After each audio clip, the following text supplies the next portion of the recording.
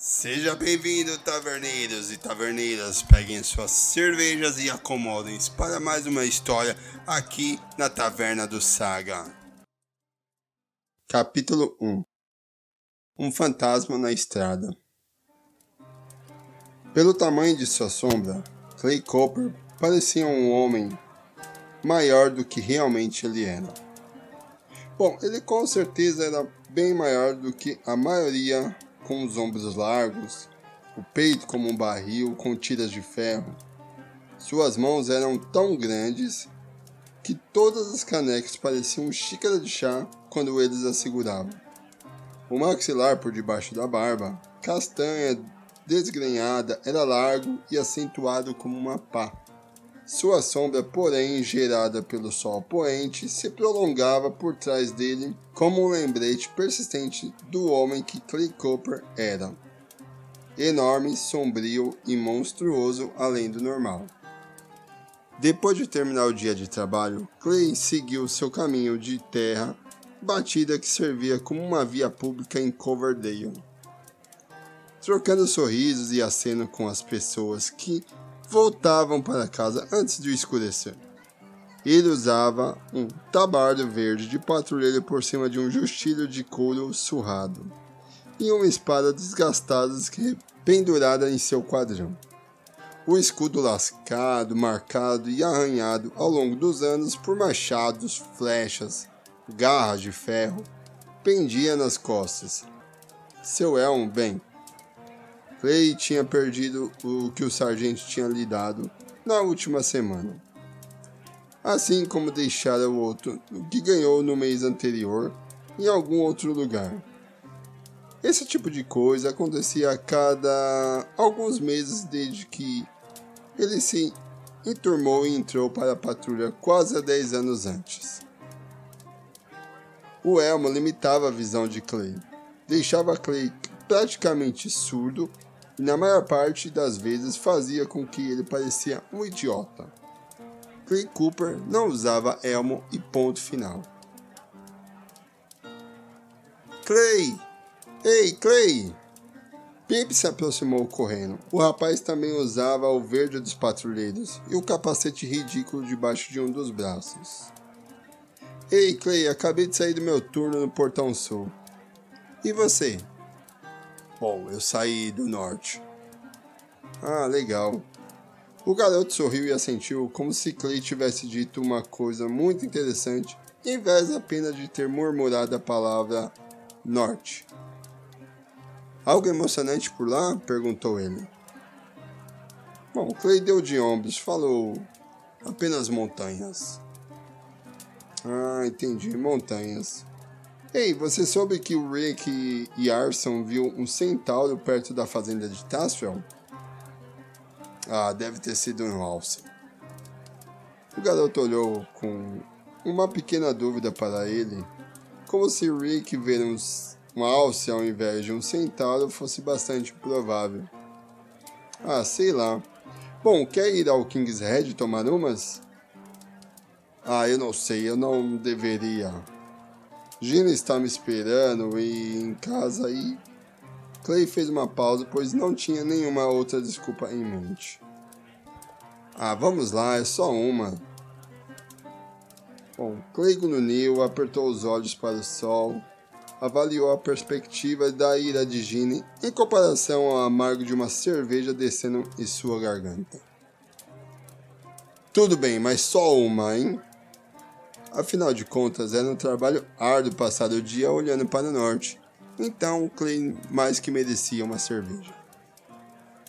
O King's Head já estava lotado quando os dois chegou.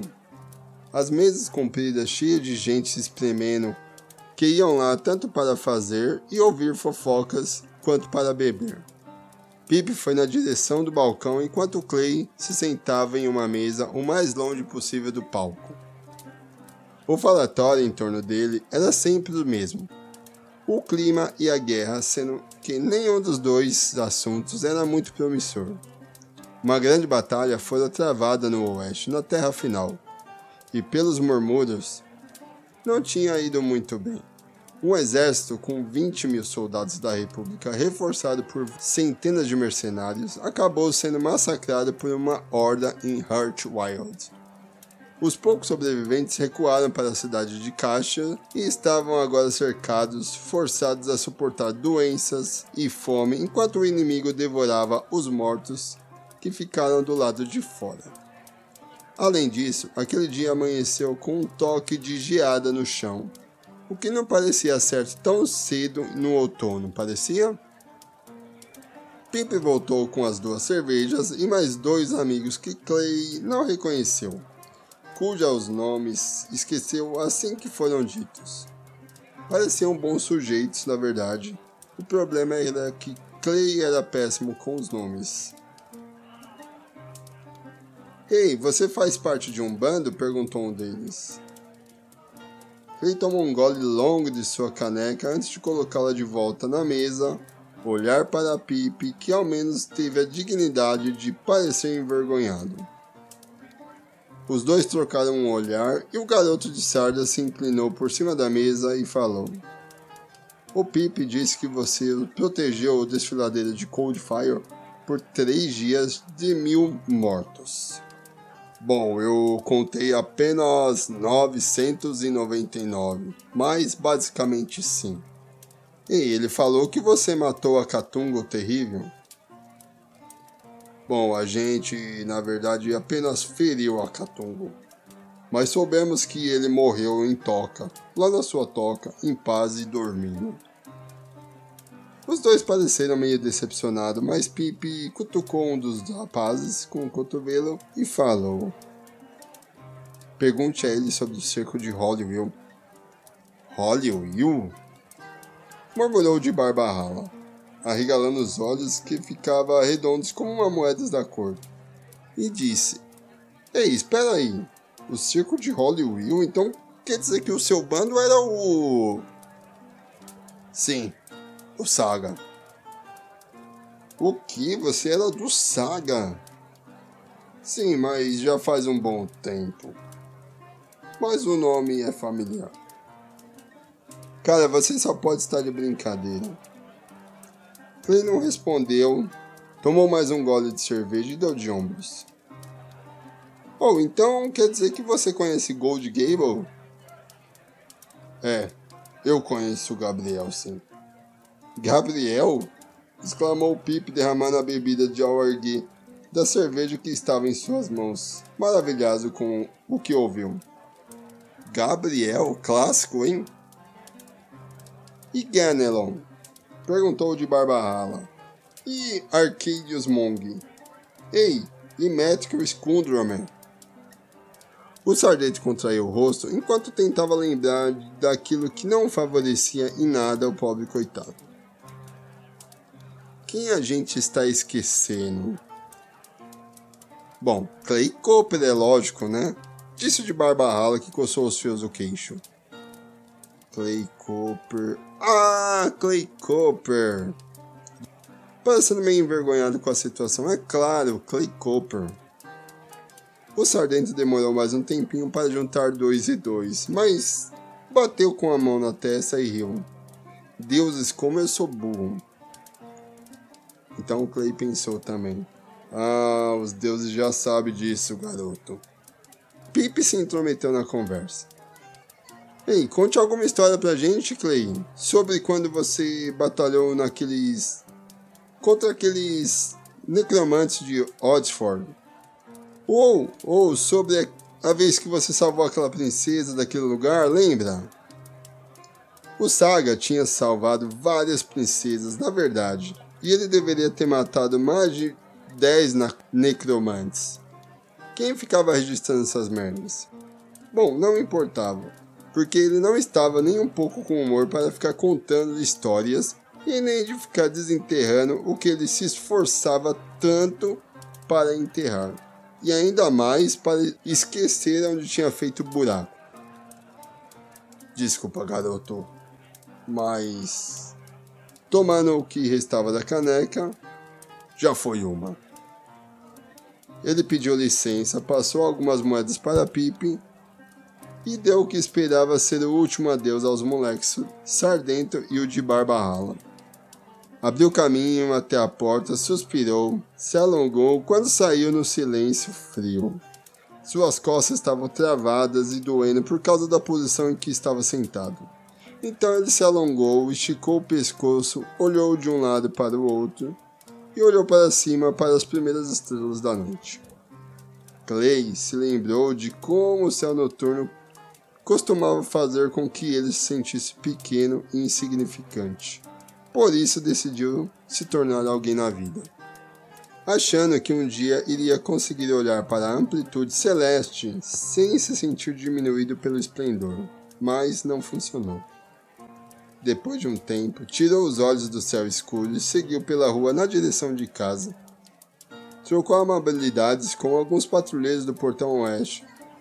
Eles perguntaram se Clay havia ouvido falar do centauro visto perto da fazenda de Tasman, e também da batalha no oeste, que aqueles pobres coitados estavam encurralados em caixas. Que situação horrível.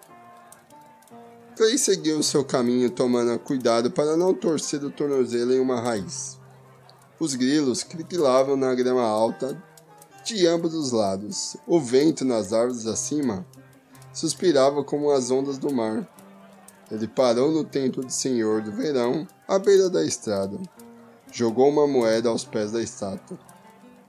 Depois de alguns passos, em um momento de hesitação, ele voltou e jogou outra moeda.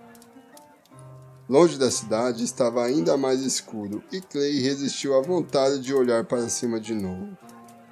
Pensando consigo mesmo. É melhor manter os olhos no chão, pensou com ele. Deixar o passado para trás. Você tem o que tem, Copper. E era exatamente o que você queria, não era? Uma filha, uma esposa, uma vida simples. Era uma vida honesta e confortável. Ele quase viu Gabriel rindo de deboche. Honesta? Honestidade? Honestidade é chato demais, velho amigo. O velho amigo dele teria dito essas palavras. Confortável é um tédio. Por outro lado, Gabriel se casou muito antes de Clay. Teve até uma filhinha que nessa altura do campeonato já estava adulta. Mas ali estava o espectro de Gable mesmo assim, jovem, feroz, glorioso, com seu sorriso de canto no escuro da mente de Clay. Nós já fomos gigantes, disse ele, maiores do que a própria vida, e agora somos velhos, estamos cansados, murmurou Clay consigo mesmo. E qual o problema disso? Ele tinha encontrado muitos gigantes de verdade em sua época, e quase todos eram uns babacas. Apesar do argumento de Clay, o fantasma de Gable continuou a assombrar a volta de sua casa. Ou melhor, a volta para sua casa. Passando na frente dele com uma piscadela marota. Empoleirado na cerca do vizinho, acenando, agachado como um mendigo no degrau da porta da entrada da casa de Clay. Só que o último Gabriel não era jovem. Não tinha aparências particularmente ferozes e era tão pouco glorioso quanto na tábua velha, como um prego enferrujado. Na verdade, ele parecia péssimo. Quando viu Clay chegando, levantou-se, sorriu. Clay nunca viu o homem com aquela cara tão triste em todos esses anos em sua vida. A aparição falou seu nome, que soou aos ouvidos de Clay tão real quanto os grilos criquilando, quanto o vento gemendo entre as árvores, e aquele sorriso frágil se desfez. Gabriel. O Gabriel de verdade não era mais um fantasma. Caiu nos braços de Clay chorando no ombro do amigo, agarrando suas costas como uma criança com medo do escuro. Clay, disse ele, por favor, preciso de sua ajuda. Fim do capítulo 1, galera. Bom, espero que desta vez o áudio tenha ficado bom e espero vocês aqui no segundo capítulo, beleza? Então, taverneiros, tenham uma ótima noite, ótimo descanso e um ótimo dia para quem está iniciando o dia.